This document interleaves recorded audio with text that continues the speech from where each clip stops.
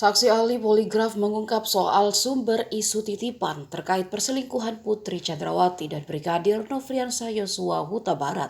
Hal itu terungkap oleh Kepala Urusan Bidang Komputer Forensik Ahli Poligraf, Aji Febrianto Ar-Rosyid, saat menjadi saksi dalam sidang lanjutan di Pengadilan Negeri Jakarta Selatan, Rabu 14 Desember.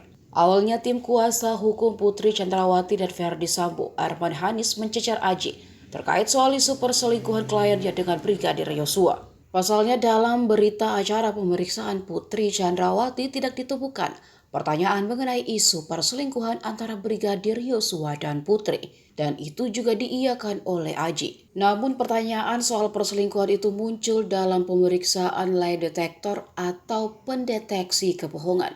Lalu Arman mencecar tentang siapa pihak yang menitipkan pertanyaan soal dugaan perselingkuhan antara Putri dengan Brigadir Yosua. Hal itu dijawab Aji adalah Kepala Sub Bidang Direktorat atau Kasubdit 1 bernama Bapak Wira. Dalam pemeriksaan lie detektor, pertanyaan soal perselingkuhan itu sempat ditanyakan ke Kuat Maruf dan hasilnya positif.